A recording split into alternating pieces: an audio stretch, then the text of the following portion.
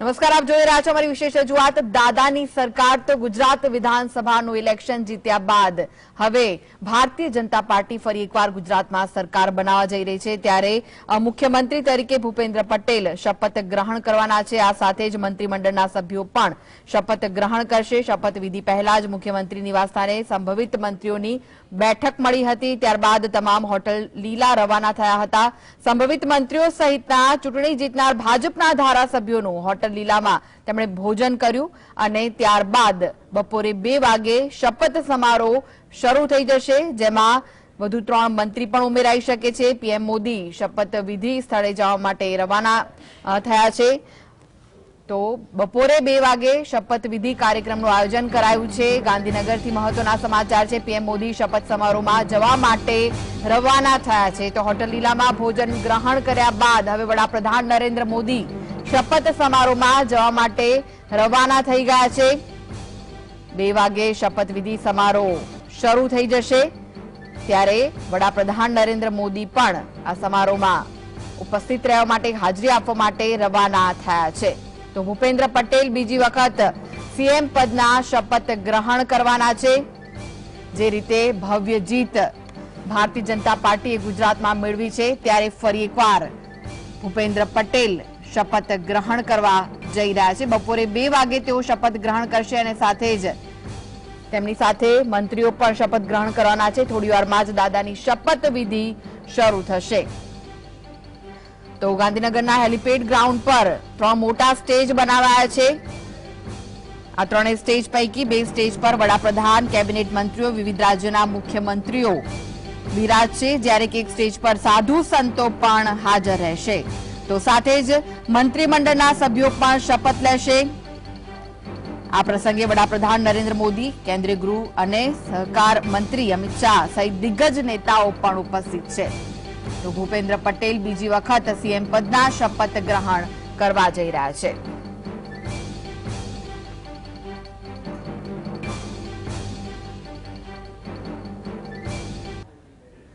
તો આપણી સાથે જોડાયા છે રાજકીય વિશ્લેષક મુકેશભાઈ ઓઝા। મુકેશભાઈ, આપનું સ્વાગત છે। ભૂપેન્દ્ર પટેલ બીજી વખત મુખ્યમંત્રી પદના શપથ ગ્રહણ કરવાના છે। થોડી ક્ષણોમાં જ શપથવિધિ સમારોહ છે તે શરૂ થઈ જશે અને સાથે જ જે સંભવિત મંત્રીઓ છે તેઓ પણ તેમની સાથે શપથ ગ્રહણ કરવાના છે। કેવી રીતે જોઈ રહ્યા છો આને?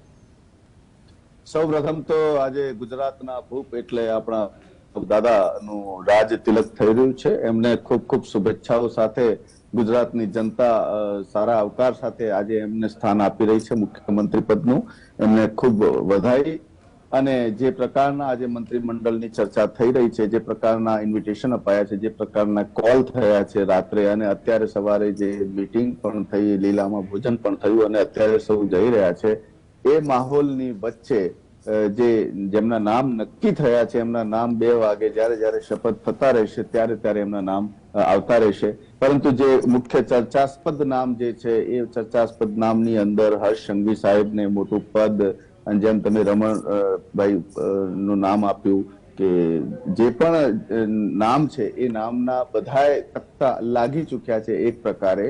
એટલે હવે 7 રાજ્યોના સીએમની ઉપસ્થિતિમાં આ જે સમારંભ, શપથવિધિ સમારંભ થઈ રહ્યો છે, એની અંદર જે પણ મંત્રી બનશે એ ગુજરાતની મોટી જવાબદારી સ્વીકારીને આગામી જે પણ પડકારો છે એ પડકારોનો સામનો કરવા સજ્જ થઈને આજે શપથવિધિમાં જોડાઈ રહ્યા છે। અને જેમના નામો ફાઇનલ થઈ ગયા છે એવા બચુભાઈ ખાબડ દેવગઢ બારિયાથી, ભાનુસિંહ પરમાર છે, ભીખુસિંહ પરમાર છે, કનુભાઈ પટેલ છે, કનુભાઈ દેસાઈ છે, अपने पानसेरिया साहेब છે, રાઘવજી પટેલ સાહેબ છે, ભાનુબેન બાબરિયા છે, પરસોત્તમ સોલંકી છે, જેને મત્સ્ય વિભાગ આપી શકાય એ સાહિત્યના છે, મુળુબેન બેડા, મુકેશભાઈ પટેલ છે ઓલપાડના, ઋષિકેશ પટેલ છે, કુંવરજી બાવળિયા છે, જેમનું કદ પાટીદાર સમાજમાં, સૌરાષ્ટ્રમાં, અમરેલીમાં જે જયેશભાઈ રાદડિયાએ નામ આપ્યું છે, એવા યુવા મતદારોને ખૂબ જ વિશ્વાસ સાથે ચાન્સ મળી શકે એમ છે। અલ્પેશ ઠાકોર ગાંધીનગર પશ્ચિમની સીટમાં જે ચર્ચાસ્પદ ઉમેદવાર છે, એવા હાર્દિકભાઈ પટેલ। એટલે ટૂંકમાં આ બધા જે નામ છે, ગણપત વસાવા સાહેબ છે જેમને કદાચ અધ્યક્ષ પદનું મળી શકે, બરાબર, પીસી ખરંડા સાહેબ છે, અને ખાસ કરીને યંગસ્ટરની અંદર આપણે જોઈએ તો રેવાબા નામ બી છે, અલ્પેશ અને હાર્દિકનું નામ છે, એ પ્રકારે બીજા નામો પણ આવે તો પણ કદાચ નવાઈ નહીં. પણ સાથે ડોક્ટર હસમુખ પટેલ, અમિત ઠાકર સાહેબ અને જગદીશભાઈ પંચાલનું પણ નામ નિશ્ચિંત ગણાય છે. જગદીશભાઈ પંચાલનું નામ ચોક્કસ નિશ્ચિંત ગણાય છે.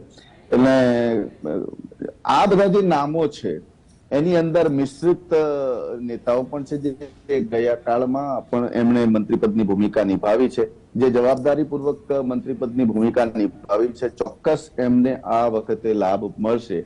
પરંતુ આ જે મંત્રીપદ છે આપણે કદાચ માની શકીએ કે 2-3 વર્ષ માટે પણ હોય, પછી 2024 માટે કદાચ બીજું ચેન્જ કરે અને કાર્યપ્રણાલી જોઈને મંત્રીપદ આપતા હોય છે અને એમનું મંત્રીપદ પાછું લઈ લેતા હોય છે. એ ઘટનાઓ પણ ગુજરાતની અંદર થતી રહેતી હોય છે. એટલે કાર્યક્ષમતાને આધારે, એમના સમાજના, એમના જ્ઞાતિના વર્ચસ્વને કારણે, એમની એજ્યુકેશનલ સેન્સને કારણે, એમની જે પ્રતિભા છે પ્રતિભાના સેન્સને કારણે એમને આ મંત્રીપદ મળવા જઈ રહ્યું છે. આશા રાખીએ કે ભલે 10મું પાસ નથી એવા 40 ઉમેદવારો છે, 40 MLA છે, 5મું પાસ બી છે, 8મું પાસ બી છે, 10મું પાસ બી છે. એટલે એ પ્રકારના ઉમેદવારો આવનારા 21મી સદીના ડિજિટલ યુગની અંદર આજે વિશ્વ સ્તરે નોંધ લેવાતી હોય, વિશ્વ સ્તરે ચર્ચા કરવાની હોય અને ગ્લોબલ ઇસ્યુને ગુજરાતની અંદર ગ્લોબલ ઇસ્યુ પણ ઇફેક્ટિવ રહેતા હોય, ત્યારે ચોક્કસ પ્રકારે એક પ્રકારે એજ્યુકેશનલ ફોર્મેટને ધ્યાનમાં રાખીને મંત્રીપદનું સિલેક્શન આ વખતે થઈ શકે છે એવું લાગી શકે છે. મુકેશભાઈ, આગળ તમે એક વાત કરી કે સંજોગો વસાત ક્યારેક મંત્રીપદ તેમની પાસેથી લઈ પણ લેવામાં આવતું હોય છે, ત્યારે આ એક વાત યાદ આવે છે, તેનો જવાબ આપની પાસેથી આગળ અમે સાંભળીશું. તો ભૂપેન્દ્રભાઈ ફરી એકવાર મંત્રીપદના તેઓ મુખ્યમંત્રી તરીકે શપથ ગ્રહણ કરવાના છે અને તેમની સાથે તેમના મંત્રીમંડળ પણ શપથ ગ્રહણ કરશે. ત્યારે વધુ ચર્ચા માટે આપણી સાથે જોડાયેલા છે રાજકીય વિશ્લેષક મુકેશભાઈ ઓઝાજી. મુકેશભાઈ, મેં તમને કહ્યું કે એક વાત યાદ આવે છે, તમે કહ્યું કે ભાઈ મંત્રીઓના વચ્ચે પણ પદ છોડી દેવું પડતું હોય છે અથવા તો લઈ લેવામાં આવે છે, જેમ કે વિજયભાઈ સાથે થયું હતું, તેમને મુખ્યમંત્રી પદ છોડવું પડ્યું હતું, ભલે ભૂપેન્દ્રએ નરેન્દ્રનો રેકોર્ડ તોડ્યો હોય. ત્યારે શું લાગી રહ્યું છે કે આ સરકાર શું આગળ જશે? ચોક્કસ ભૂપેન્દ્રભાઈ પટેલ સાહેબની સ્વચ્છ છબી છે અને એક સક્ષમ નેતા છે અને એમની લીડરશીપની અંદર જે 99 થી 156ની સીટ પ્રાપ્ત કરી છે. પરંતુ ચોક્કસ પ્રમાણે જે પ્રમાણે પાટીદારોની 61 સીટ હતી એમાંથી 55 સીટ જયારે પાટીદારો મેળવી હોય તો બટ નેચરલ છે કે પટેલ સમાજનું પ્રભુત્વ મુખ્યમંત્રીની સીટ સુધી પણ રહે અને રહ્યું છે અને રહેશે પણ અત્યારના સંજોગો પ્રમાણે. પરંતુ SC/ST ની જે 40 માંથી 34 સીટો જે મેળવી છે તો એ પણ એક મોટું કદ છે. એ કદને પણ ધ્યાનમાં રાખીને એમાંથી પણ મંત્રીઓ બની શકે એવી સંભાવના વધારે છે અને એમને પણ જસ્ટિસ મળશે. અને બીજું જયારે આપણે જ્ઞાતિગત ની વાત કરતા હોઈએ છીએ ત્યારે એ પણ મૂલ્યાંકન કરવું પડતું હોય છે કે સૌરાષ્ટ્ર કચ્છની જે 54 સીટો હતી એ 54 સીટોમાંથી 46 સીટો જયારે ભાજપે પ્રાપ્ત કરી, ઉત્તર ગુજરાતમાંથી 32 માંથી 22 સીટો, કારણ કે 10 સીટોનો જે ફટકો પડ્યો છે એ કોંગ્રેસનો ગઢ હતો ને એ ગઢમાંથી આટલી 22 સીટો લાવી એ પણ મોટી વાત છે. અને મધ્ય ગુજરાતમાં તો દબદબો ભાજપનો પહેલેથી છે અને આ વખતે થોડું વધુ થયું છે એટલા માટે કે 61 માંથી જયારે 55 સીટો પ્રાપ્ત કરી હોય અને દક્ષિણ ગુજરાતમાં તો કોંગ્રેસનો બિલકુલ સફાયો કરી નાખ્યો હોય અને 35 માંથી 33 સીટો જયારે ભાજપને મળતી હોય તો સરકાર માટે, નવી સરકાર માટે આ પણ ચેલેન્જીસ છે કે જયારે અમને 99 માંથી 156 સીટ મળી છે તો મંત્રીપદનું કદ પણ વધારવાની જવાબદારી બની જાય છે. કદાચ મને પણ એવી શંકા જાય છે કે કદાચ મંત્રીઓની સંખ્યા હજુ વધી શકે એમ છે. પરંતુ જે 20 થી 25 મંત્રીઓની એવરેજ ગુજરાત સરકાર જે મંત્રીપદ રાખતા હોય છે, પરંતુ ઘણા એવા પડકારો છે આવનારા સમયની અંદર, ઉદ્યોગ ક્ષેત્રના પડકારો છે, GST લેવલના પડકારો છે, રોજગારી બેરોજગારીના પડકારો છે અને સૌથી મોટો પડકાર આમ આદમી માટે, મધ્યમ જીવનના લોકો માટેનો જે મોંઘવારીનો પ્રશ્ન છે એના માટેની જે યોજનાઓ છે એ યોજનાઓ થકી કઈ નવી યોજનાઓ લાવે છે, કયા એમના જે સંકલ્પ પત્રમાં જે પ્રમાણે લખ્યું છે એ સંકલ્પ પત્રના કાર્યને પૂર્ણ કરવા માટેની જે યોજનાઓ છે એ યોજનાઓને સમજી શકે, એ યોજનાઓને પૂર્ણ રૂપે એનું મૂલ્યાંકન થઈ શકે, પ્રજા સુધી પહોંચી શકે એવા મંત્રીની જરૂર છે અને એવા મંત્રીની અપેક્ષા આપણે રાખી શકીએ એમ છીએ. કારણ કે આ મંત્રી પદની અંદર યંગસ્ટર પણ તમને જોવા મળે છે, અનુભવી પણ જોવા મળે છે, કદ્દાવર નેતા પણ જોવા મળે છે, બાહુબલી પણ જોવા મળે છે, ગુનાહિત ઉમેદવાર પણ જોવા મળે છે, ઓછા ગુનાહિત પણ જોવા મળે છે. એટલે આ એક સરકાર ચલાવવું એક કપરું કામ જરૂર હોય છે અને દરેક જ્ઞાતિને સંતુષ્ટિ મળે એ સંભવ નથી. બ્રાહ્મણ સમાજના ઉમેદવાર જીત્યા છે, પણ બ્રાહ્મણ એટલે કયો ફેક્ટર ધ્યાનમાં રાખવામાં આવતો હોય છે જ્યારે મળી ન મંત્રીઓને શકે. પસંદ કરવામાં આવતા હોય અને તેમને ખાતાની ફાળવણી કરવામાં આવતી હોય? હાજી, હા, મંત્રીઓને પસંદ કરવામાં જ્ઞાતિગત સમીકરણ પણ બહુ કામે લાગતું હોય છે.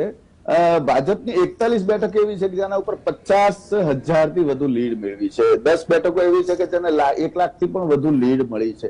હવે જેને વધુ લીડ મળી છે એ વ્યક્તિને નેતા પદ મળે, મંત્રી પદ મળે એ સંભાવના ઓછી છે. પરંતુ જેમ કે શંકર ચૌધરી અને પૂરા બનાસકાંઠાની જવાબદારી લીધી, બનાસકાંઠાને એમાંથી ઘણી સીટો કઢાવી આપી, તો એનું કદ વધ્યું ગણાય. એવા મંત્રીની પણ પરીક્ષા થતી હોય છે ને, પરીક્ષા અને કમિટમેન્ટના જોડે પણ એમને મંત્રી પદ આપવામાં આવતું હોય છે. સિદ્ધપુરના બળવંતસિંહ રાજપૂતનું નામ પણ ચર્ચામાં છે.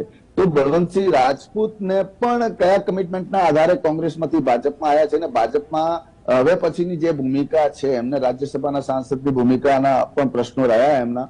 હવે પછીની એ મંત્રી પદમાં કયું મંત્રી પદ સ્વીકારી, કારણ કે એ પોતે એક ઉદ્યોગપતિ છે, એક ઓઇલ મિલ ધરાવતા ઉદ્યોગપતિ છે. એમને ગુજરાતની ઔદ્યોગિક ક્ષમતાનું એમને ભાન છે, ધ્યાન છે. જયારે આપણા દેશમાં અત્યારે એમએસએમઈ યોજનાઓ ચાલતી હોય, સ્ટાર્ટઅપની યોજનાઓ ચાલતી હોય અને જે રોજગારીના પ્રશ્નો વિશે જે આત્મનિર્ભરની જે યોજનાઓ ચાલતી હોય, તો એવા પ્રસંગની અંદર નાના વ્યવસાયોને મધ્યમ કદના વ્યવસાયો માટેનું એવી યોજનાઓ લાવવી પડશે કે જેની અંદર રોજગારી વધુ મળી શકે. તો એ બાબતની જે નિષ્ણાતો છે, જેનું વૈવિધ્ય જેની પાસે છે બિઝનેસ સંબંધી હોય, તો એ પ્રકારના એવા વિભાગ એમને આપવામાં આવે. મત્સ્ય વિભાગ છે તો સૌરાષ્ટ્રના દરિયાકાંઠાનો વિસ્તાર છે, સૌરાષ્ટ્રની પ્રજાના સાથે એમને સમાજના જોડાયેલા વધુ સમજી શકે એમ છે. એટલે દરેક પ્રકારના મેડિકલ ક્ષેત્ર છે. આપણા આ સરકારની અંદર 6 ડોક્ટરેટ પદવી વાળા પણ વ્યક્તિ છે, એમાં અમુક ડોક્ટર પણ છે, તો એમને આરોગ્ય જેવી જવાબદારી મળી શકે એવી સંભાવનાઓ પણ છે. પણ 3 થી વધારે 3-4 થી વધારે મહિલાઓને મંત્રી પદમાં સ્થાન મળે એવી સંભાવના અત્યારે લાગતી નથી, કારણ કે વધુ પડતા મંત્રીઓ બદલાયા છે, નવા ઉમેદવારો પણ આવ્યા છે. જેમ નરોડાના પાયલ કુકરાણી છે, બિલકુલ ફ્રેશ, 30 વર્ષથી પણ ઓછા ઉમેદવાર, પણ છતાં એ ડોક્ટર છે. પરંતુ મંત્રી પદની જવાબદારી લેવી એ ખૂબ જ મોટું કામ હોય છે. એમાં એમને યોગ્યતા પુરવાર કરવી પડતી હોય છે, ઘણી વખત ચેલેન્જીસનો સામનો કરવો પડતો હોય છે. પરંતુ છતાંય આ મોડર્ન યુગની અંદર ગુજરાત વિકાસની હરણફાળ ભરી રહ્યું છે. ગુજરાતમાં થયેલા વિકાસના મોડલ હવે પછીની 2024ની ચૂંટણીની અંદર ચોક્કસ બતાવવામાં આવશે. જયારે મોદીજી એમ કહેતા હોય કે ગુજરાત મેં બનાવ્યું છે, ગુજરાતીઓ દરેક ગર્વ એમ લઈને એમ કે ગુજરાત અમે બનાવ્યું છે. આ એક જે મોડેલ એમને આપ્યું છે, આ મોડેલ હવે પછી 2024ની લોકસભાની ચૂંટણીમાં તમામ રાજ્યોમાં જશે. આના પછી તરત 5 રાજ્યોની ચૂંટણી બીજી આવી રહી છે, વિધાનસભાની ચૂંટણી આવી રહી છે. ત્યારે ખાસ મંત્રીઓને એ ધ્યાન રાખવાનું ચોક્કસ રહેશે કે ક્યાંક ખોટો બફાટ ના થાય, કોઈ એમના વાયરલ વિડીયો ન થાય, ક્યાંય અસભ્ય વર્તન ન થાય, ક્યાંય પ્રજા અને જનતા વચ્ચેના સીધા સંવાદની અંદર તમારી મહત્વની ભૂમિકા રહેશે. પ્રજા પાસે તમારો કયો સંદેશ જઈ રહ્યો છે, પ્રજા તમને કયા રીતે કઈ એંગલથી જોવામાં આવે છે, એ નેતાઓની થોડીક વિશેષ જવાબદારી હોય છે. એમએલએ એક માત્ર ધારાસભ્ય બનીને પોતાના વિસ્તારના પ્રશ્નો લઈને વિધાનસભા સુધી પહોંચાડવા એ એક સામાન્ય કામ છે. પરંતુ જયારે તમે મંત્રી પદ લીધું હોય છે ત્યારે તમારે એ ડિપાર્ટમેન્ટના બજેટને ધ્યાનમાં રાખવાનું હોય છે. એ ડિપાર્ટમેન્ટની જે માઇનસ પોઈન્ટ છે એમાં હવે કઈ સક્ષમતાની જરૂર છે, બીજા અન્ય દેશો કઈ પદ્ધતિથી કાર્ય યોજના કરી રહ્યા છે. જયારે આપણે અમદાવાદ શહેરની પણ વાત હોય, સફાઈની વાત હોય, તો બીજા દેશમાં જઈને જોવા જવું પડે છે કે ભાઈ ત્યાં કઈ રીતનું કામ થાય. ફિનલેન્ડ જેવા દેશમાં જવું પડે છે, જાપાન જેવા દેશમાં જવું પડે છે, ત્યાંની ટેકનોલોજી લાવે છે, ત્યાંની વ્યવસ્થા તંત્રને ઓળખે છે. એટલે આ બધી જે વાત છે એ પણ એક જવાબદારીનો ભાગ છે. એટલે મંત્રી પદની એ સાક્ષરતા પૂર્ણ થાય એવા એજ્યુકેટેડ ઉમેદવારોને વધુ પસંદગી આપવી પડે. હાલના 20 મંત્રીમાંથી 19 મંત્રી જીત્યા છે, એટલે એ એમ માને છે કે અમે પહેલા પણ મંત્રી હતા અને અમે જીત્યા છીએ. એકમાત્ર જવાહર ચાવડા જે મંત્રી પદમાં નથી, જે હાર્યા છે. પરંતુ તમામ આ તો સુનામી હતી, સુનામીની અંદર સૌ જીતી ગયા છે. એ જીતનું મૂલ્યાંકન અલગ રીતે કરવામાં આવે અને જયારે મંત્રી પદની વાત હોય, સરકાર ચલાવવાની વાત હોય, 5 વર્ષ શાસન ટકાવવાનું હોય, એવા કોઈ મોટા પડકાર નથી કે તમારા ધારાસભ્યો કોંગ્રેસ વાળા લઈ જાય કે આપ વાળા લઈ જાય. એ તો આપ અને કોંગ્રેસ વાળાને બેને ચિંતા છે કે અમારા ધારાસભ્યો સારી વાત છે. એટલે આ પ્રકારના પોલિટિકલ જે મક્કમતા છે, સ્ટેબિલિટી છે, એ ગુજરાતમાં છેલ્લા 27 વર્ષથી છે ને હજુ 32 વર્ષ સુધી પણ ટકી રહેશે, એ સક્ષમતા દેખાઈ રહી છે. મુકેશભાઈ, એવું કહી શકાય કે 2024 ને ધ્યાનમાં રાખીને મંત્રીમંડળની રચના થઈ રહી છે? ચોક્કસ બેન, આ વસ્તુ પર વિશેષ ભાર એટલા માટે આપું છું કારણ કે ગુજરાતમાં જે મુદ્દાઓ હતા, મુદ્દાઓ આધારિત રાજનીતિ નથી થઈ, મુદ્દાઓ આધારિત વોટ બેંક નથી મળી, મુદ્દાઓ આધારિત નેતાઓ નથી ચૂંટાયા, કારણ કે મુદ્દાઓ લોકોને પીડાને ધ્યાનમાં રાખીને, અમુક એક બે રાષ્ટ્રીય લેવલના મુદ્દાઓને ધ્યાનમાં રાખીને, મોદી સાહેબની ઇમેજને ધ્યાનમાં રાખીને, મોદી સાહેબની વર્ક જે કાર્યક્ષમતા છે, એમને જે 15-16 કલાક કામ કરે છે, દેશ માટે કામ કરે છે, હિન્દુત્વની વાત હોય, રામ મંદિરની વાત હોય, 370ની કલમની વાત હોય, અરે જે પણ જે પ્રકારના નિર્ણયો ફટાફટ છેલ્લા 5 વર્ષમાં લેવાયા છે એનું મૂલ્યાંકન ગુજરાતની પ્રજાએ કર્યું છે. ગુજરાતની પ્રજા ઉમેદવારને નામ આપીને વોટ આપવા નથી જતા, અમે મોદીને વોટ આપીને આવ્યા છીએ એમ કે છે વારંવાર. અભણ શિક્ષિત સાક્ષર જે મહિલાઓ છે એમને પૂછો તો તમે કોને વોટ આપ્યો, તો અમે મોદીને વોટ આપ્યો. એટલે ઉમેદવારનું નામ પૂછે તો કે અમને ઉમેદવારનું નામ ખબર નથી. એટલે આ એક પ્રકારની જે ઇમેજ જતી રહી છે, એવા 30 થી 35% વર્ગ એવા છે કે જે માત્ર કમળ કે પંજો એ જ મગજમાં એમને યાદ રહેતું હોય છે.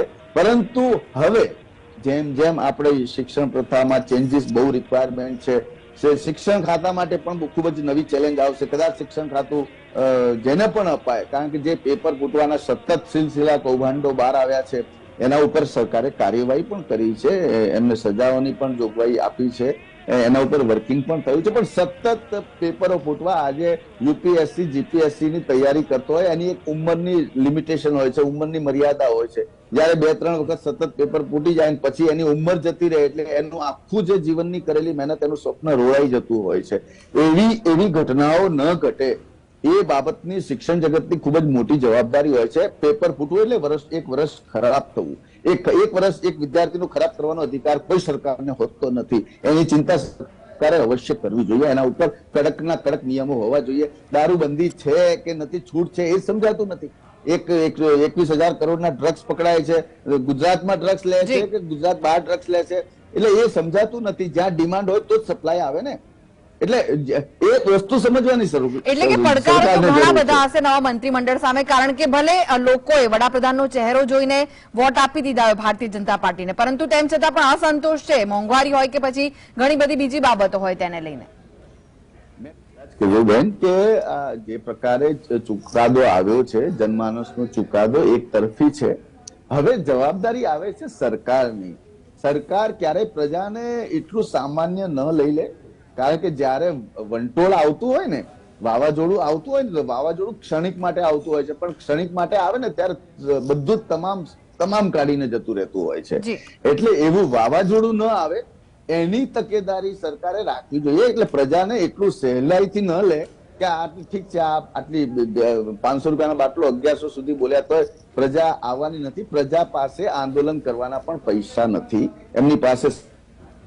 બરાબર છે, જે પણ આંદોલન થાય છે, રાજનીતિક આંદોલન હોય છે, એ રાજનીતિક પાછળ કોઈની શક્તિ લાગેલી હોય છે, પૈસા લાગેલા હોય છે, દેખાવ છે. આપણે જાણીએ છીએ, સચ્ચાઈ એ છે કે જે દેખાવમાં ઉભરાતું ટોળું એ કઈ રીતથી આવે છે એની જો પાછળ તમે એનું રહસ્ય શોધવામાં આવે છે તો ખ્યાલ આવી જશે કે કોની પાસે સમય છે, કોણ ઘરના પૈસા બગાડીને લોકોની પાછળ જાય છે. ઠીક છે, કાર્યકર્તાઓનો એક વર્ગ હોય છે, કાર્યકર્તાઓ સુધી સીમિત છે પાર્ટી, પરંતુ મજબૂતની જે વાત છે કે પ્રજાને એમ કે પ્રજા ચલાવી લેશે, પ્રજા સ્વીકારી લેશે, તો એની પણ એક હદ હોય છે. એટલે એનાથી હદ ઉપર પાણી જાય એટલે પછી પ્રજાનો પણ આક્રોશ વધતો હોય છે.